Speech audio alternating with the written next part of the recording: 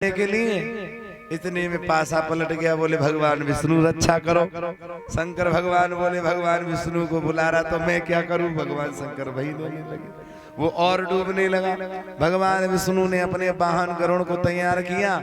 अब भगवान विष्णु के नाम की रट लगाते बाद में बोला प्रभु ब्रह्मा हमारी रक्षा करो। भगवान विष्णु बोले ब्रह्मा कर लेंगे, भैया ब्रह्मा को बुला रहा है तो मैं क्यों अपना काम धाम छोड़ूं। अब ब्रह्मा जी को बुलाते बुलाते ब्रह्मा जी जाने लगे तो उसने कहा इंद्रदेव मेरी रक्षा करो। ब्रह्मा जी ने सोची महाराज इंद्री जाके रक्षा कर देगो, बेचारा डूब के मर गया, कोई नहीं आया। कहने का भाव समझ रहे हो। भगवान भी तब संतुष्ट होता है जब आप निश्चल भाव से, एक ही भाव से लगे रहते हो। निर्मल मन जन सो मोए पावा, मोए कपट छल छिद्र न भावा। हाँ महाराज, जब तक हम कपट छल छोड़कर भगवान को नहीं भजेंगे तब तक भगवान मिलने वाले नहीं है।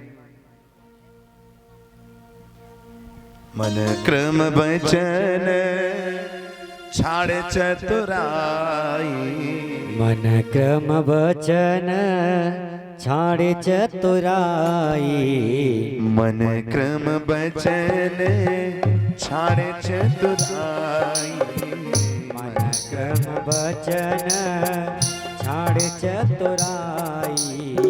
भजत कृपा करे रघुराई, मन क्रम बचन छाड़े चतुराई। श्री राम जय राम जय जय राम, श्री राम जय राम जय जय राम, श्री राम जय राम जय जय राम, श्री राम जय राम जय जय राम।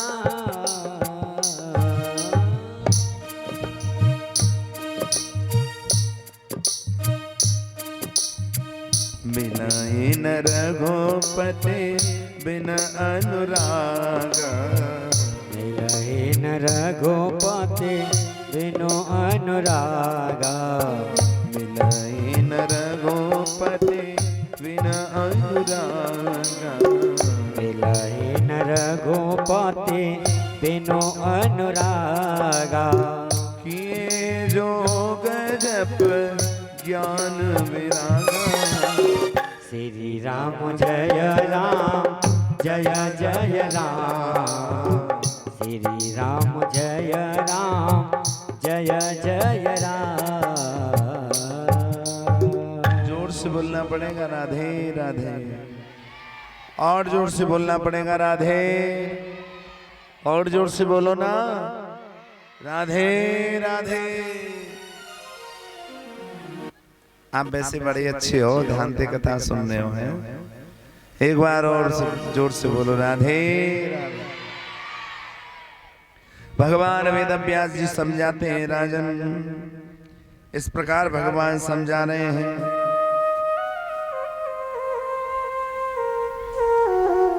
जन्मेजय ने पूछा तो कितने वर्ष की कन्याओं का पूजन करना चाहिए नवरात्रि में? कितने वर्ष की कन्या कन्या मानने योग्य है? तब पूछा है महाराज। तब भगवान वेद व्यास जी समझाते हैं, 1 वर्षान कर्तव्या कन्या पूजा विधेन्द्रपः, परम ज्ञातु भोगानां गंधादीनां च बालिका। 1 वर्ष की कन्या का त्याग कर देना चाहिए। यदि कन्या 1 वर्ष की है तो उसका त्याग कर देना चाहिए।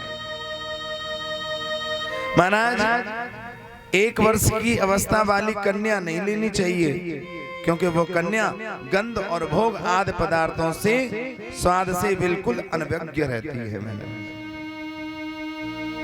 1 वर्ष का बालक महाराज कुछ नहीं जानता है, पदार्थों का सेवन का स्वाद भी नहीं जानता है महाराज, पूजा पाठ कुछ नहीं जानता और गंध उससे आते हैं।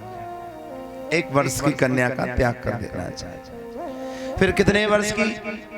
2 वर्ष से लेकर के 10 वर्ष की कन्या का पूजन करने का अनुवाद।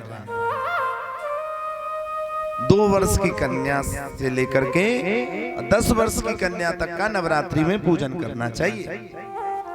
आगे उसमें बताया है महाराज, कुमारी कन्या 2 वर्ष की है महाराज। जो 2 वर्ष की कन्या होती है उसका नाम है कुमारी। ध्यान देना, बड़ी बात। जो 2 वर्ष की कन्या होती है उसका नाम कुमारी होता है महाराज। और जो 3 वर्ष की कन्या होती है उसका नाम त्रिमूर्ति होता है महाराज। उस कन्या का नाम त्रिमूर्ति होता है महाराज। जो 4 वर्ष की कन्या होती है उसका नाम कल्याणी होता है महाराज। और इन जो हमने आपको बताया ना, 2 वर्ष की कन्या कुंवारी है, 3 वर्ष की कन्या त्रिमूर्ति है, 4 वर्ष की कन्या कल्याणी है। इन कल्याणी त्रिमूर्ति ये जो नाम है ना, इनका जिस प्रकार पूजन करोगे उसी प्रकार भोग और मोक्ष प्रदान होता है। और लिखा है महाराज 5 वर्ष की कन्या रोहिणी नाम से जानी जाती है और 6 वर्ष की कन्या कालिका नाम से जानी जाती है। यदि काली मैया का पूजन कर रहे हैं तो काली मैया के पूजन में 6 वर्ष की कन्या को लेना चाहिए। 6 वर्ष की कन्या का पूजन करने से माँ कालिका जल्दी प्रसन्न हो जाती है महाराज, बहुत जल्दी प्रसन्न हो जाती है। 7 वर्ष की कन्या चंडिका कही जाती है महाराज। यदि मां चंडिका भवानी का पूजन करना है तो 7 वर्ष की कन्या का पूजन करना चाहिए। और महाराज लिखा है 8 वर्ष की कन्या सांभवी होती है महाराज, जो भोग मोक्ष प्रदान करती है।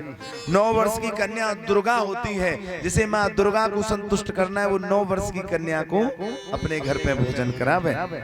10 वर्ष की कन्या सुभद्रा कहलाई जाती है। इससे ऊपर की अवस्था वाली कन्या का पूजन नहीं करना चाहिए नवरात्रि में। इससे ऊपर की कन्या का पूजन नहीं करना चाहिए। समझ में आ रही बात ना? कथा समझ में आ रही है? ये देवी भागवत है, थोड़े नियम है। भगवान सुखदेव वेदव्यास जी कहते हैं जन्मेजय, इस प्रकार कुंवारी कन्या का विधिवत पूजन करना सदा करना चाहिए महाराज। जो कुंवारी नाम, यानी कुंवारी का मतलब कुंवारी विवाही से नहीं है, कुंवारी नाम है, कुमारी नाम है उसका। 2 वर्ष की कन्या का नाम कुमारी है, 3 वर्ष की कन्या का नाम त्रिमूर्ति है, 4 वर्ष की कन्या का नाम कल्याणी है, 5 वर्ष की कन्या का नाम रोहिणी है महाराज, 6 वर्ष की कन्या का नाम कालिका है, 7 वर्ष की कन्या का नाम चंडिका है, 8 वर्ष की कन्या का नाम सांभवी है, 9 वर्ष की कन्या का नाम दुर्गा है और 10 वर्ष की कन्या का नाम सुभद्रा है। इन नामों से ये कन्या कहलाई जाती है।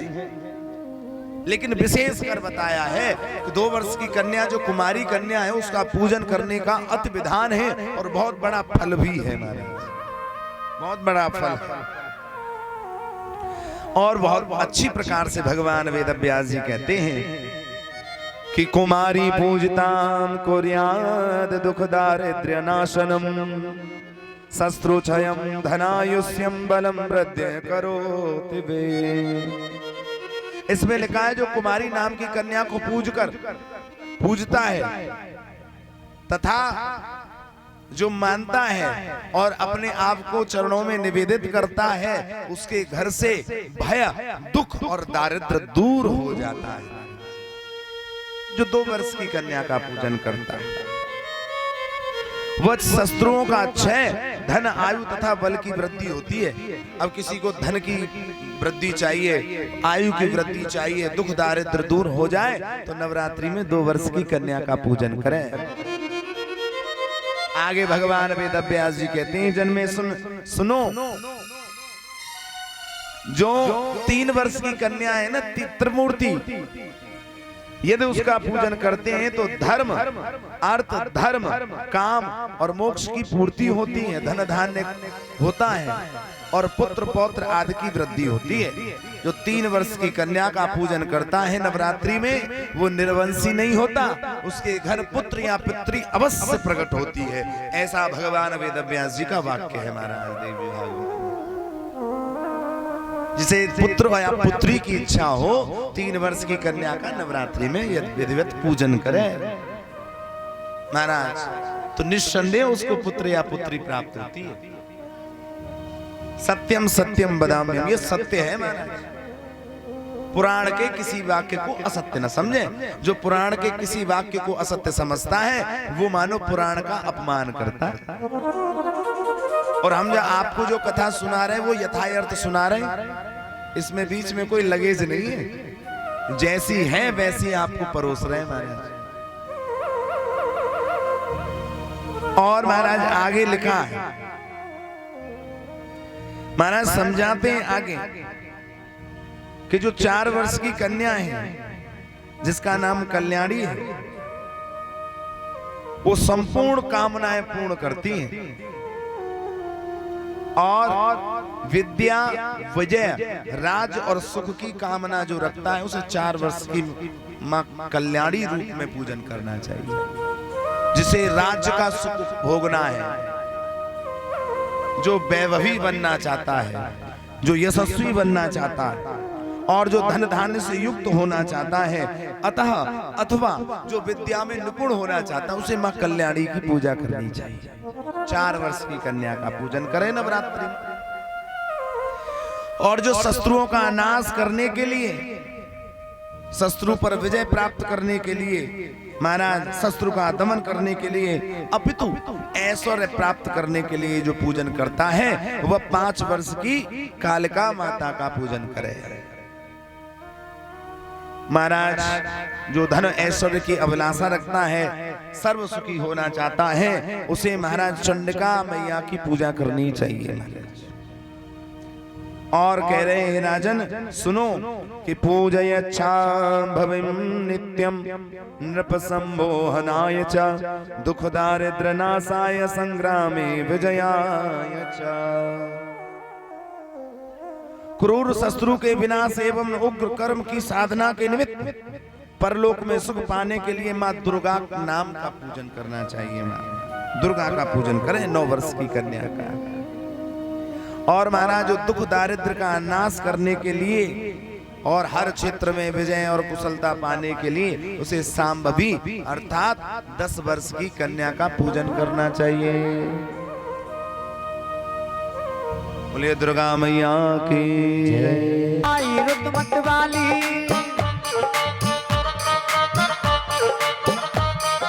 जय माँ कोयल बोली, जय माँ कोयल बोली, भेंट आम की डाली।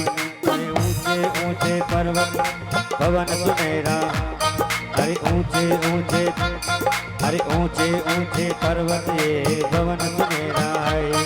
अरे द्वारे चलिए मैया के द्वारे चलिए,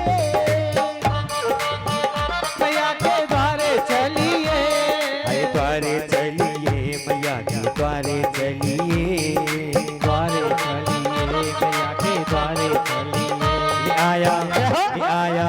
ले आया सावन का महीना, नजारे चलिए।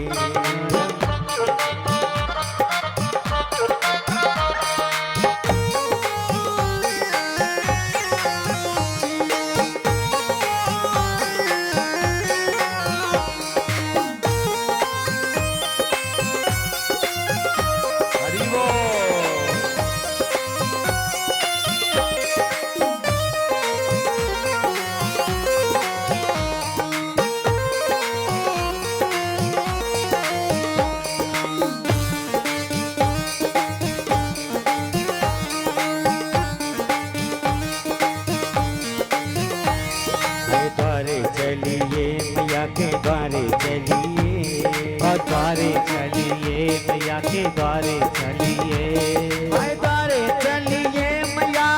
द्वारे चलिए, द्वारे चलिए मैया के द्वारे चलिए। आया नजारे लेने द्वारे चली, द्वारे चलिए।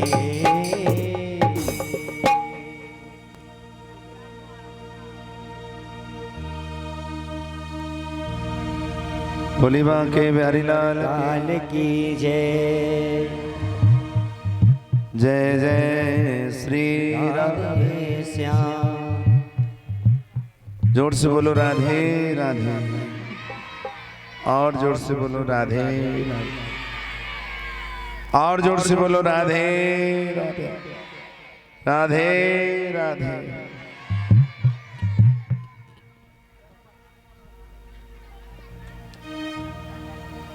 भगवान वेद व्यास जी कहते हैं, जन्मेजय मैया का पूजन करने से, नवरात्रि का पूजन ही विधिवत करने से, और पता है नवरात्रि का पूजन तभी पूर्ण होता है जब कन्याओं को खिला देते हैं महाराज। हैं कौन कौन खिलाता है हाथ उठाना? नवरात्रि में विशेष रूप से नवरात्रि में कन्याओं को भोजन कराना अति श्रेष्ठ है, और ऐसा करना भी चाहिए। हाँ, कन्याओं को नवरात्रि में यत्न पूर्वक करके महाराज, जितना भगवान दे रहा थोड़ा सा अन्नदान हो जाए तो कौन सी बड़ी बात है। नवरात्रि के दिन पूजन करना चाहिए महाराज।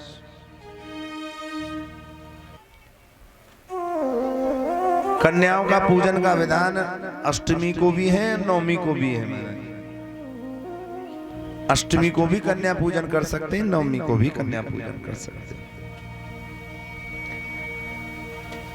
तब जन्मेजय ने कहा, प्रभु नवरात्रि का पूजन करने से, मां भवानी का पूजन करने से सभी प्रकार के ऐश्वर्य की प्राप्ति होती है, सभी प्रकार के ऐश्वर्य की प्राप्ति होती है। तो प्रभु इस व्रत को किया किसने है? तो भगवान वेद व्यास जी कहते हैं, सुनो,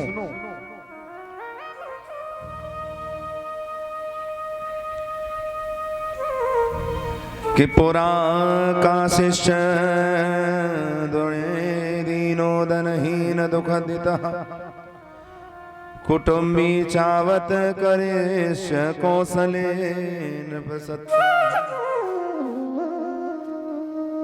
पूर्व काल में कौशल देश में एक दीनहीन अत्यंत दुखी विशाल कुटुंब वाला एक वैश्य रहता था। वैश्य कहते हैं बनिया जो व्यापार करते हैं, धन का आदान प्रदान करते हैं, जो व्यापार करते हैं वैश्य। कुटुंब बहुत बड़ा था, धन नहीं था, धन से हीन रहता था, लेकिन प्रतिदिन वह सर्वथा सदाचारी था, अभिमान से रहित था, ईर्ष्याहीन था, सत्यवादी था, क्रोधी न था, आनंद से रहने लगा। प्रतिदिन देवताओं और पितरों और अतिथियों की पूजा करके वह अपने परिजनों के भोजन करने के लिए स्वयं उपरांत जाता था।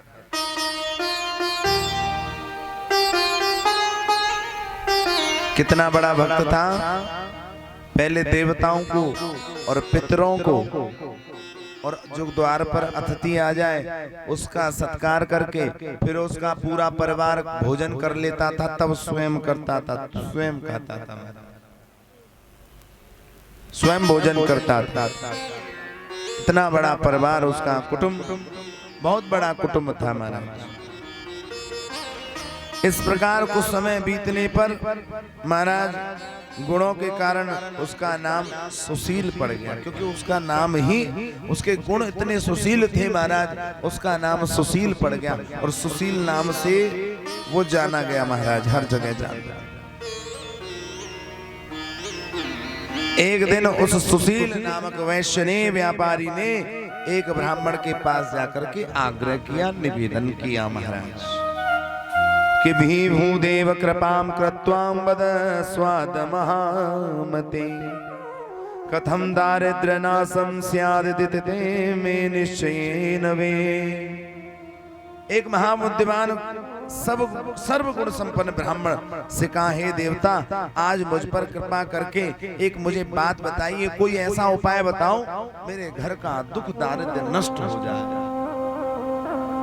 बड़ा परिवार है, भोजन के कभी कभी लाले पड़ जाते हैं, खाने के लिए कुछ होता नहीं। ब्राह्मण से पूछते पूछते महाराज और उस सुशील नामक वैश्य के आंखों में अश्रुधारा आ गई। उसका नियम था, पहले देवताओं को भोग देता था, पितरों को देता था, और जो द्वार पर आता था अतिथि उसको भूखा नहीं छोड़ता था, लाख यत्न करके उसको भोजन कराता था, फिर अपने कुटुंब को खिलाता था। कभी कभी स्वयं भूखा भी रह जाता था, कभी कभी स्वयं भूखा भी रह जाता था। उसने कहा, प्रभु ऐसी कोई कृपा बताओ, दरिद्रता का नाश निश्चित रूप से कैसे हो सकता है, कोई उपाय बताओ।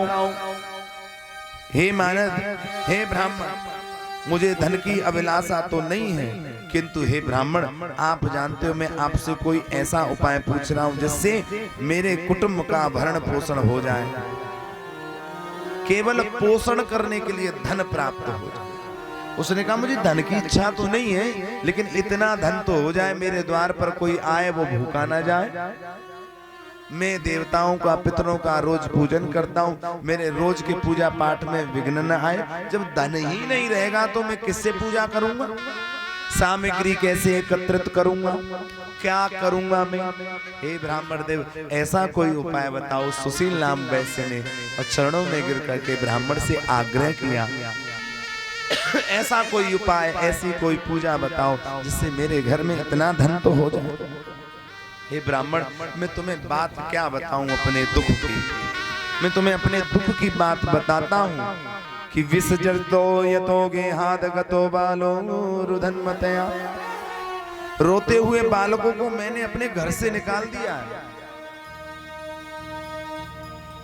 सुशील नाम का वैसे इतना दुखी हो गया, कहने लगा भोजन के लिए रो रहे थे, मैं क्या करता, मैंने एक दिन गुस्से में घर से बच्चों को निकाला, उन बच्चों का क्या दोष, मेरे पूजा पाठ करने के लिए सामग्री एकत्रित नहीं मैं कर सकता महाराज, इसलिए मेरा हृदय शोकाग्नि में जल रहा है। धन के अभाव में मैं क्या करूं, मेरे जीवन में धन का अभाव है।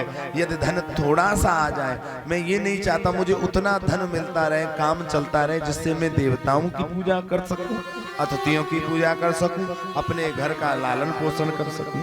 भगवान वेदव्यासी कहते हैं, जन्मेजय वो दुखी व्यापारी वैश्य चरणों में गिर पड़ा। ब्राह्मण तो दयालु होते हैं, ब्राह्मण बड़े विद्वान थे, और कहने लगा मेरी जो पुत्री है ना, अब उसकी भी उम्र ढलती जा रही है, वो भी विवाह योग्य होती जा रही है, उसके लिए भी धन चाहिए है? उसके लिए भी धन चाहिए, मैं कहां से धन लाऊंगा, ऐसे विचार कर रहा है। कहने लगा है कि दान कालो अपयात्न फलम, मैं अपनी कन्या का समय अनुसार कन्यादान कर दूं, ऐसी तो कृपा हो जाए मुझ पर। हे विप्रेंद्र, हे जुदेंद्र, हे ब्राह्मण देव, इसलिए मैं अत्यधिक चिंतित हूँ। हे दयानिधि, आप तो सर्वज्ञ हैं, अतएव मुझे कोई ऐसा तप दान व्रत मंत्र या जप बताइए जिससे मैं आश्रित जनों का भरण पोषण कर सकूं। आश्रित जनों का बोले तो मेरे कुटुंबियों का, जो मुझ पर आश्रित हैं, या मेरे दरवाजे पर कोई भूखा न लौटे महाराज। मुझे उतना ही धन मिल जाए जिससे मैं आश्रित जनों का भरण पोषण कर सकूं, मैं उससे अधिक धन लेने की प्रार्थना नहीं करता। हाँ, मैं यत्न करके कोई भी काम करूंगा, लेकिन मुझे धन तो प्राप्त हो जाए। हे माँ बाग, आपकी कृपा से मेरा परिवार अवश्य सुखी हो जाएगा। मैंने सुना है ब्राह्मणों की यदि कृपा हो जाए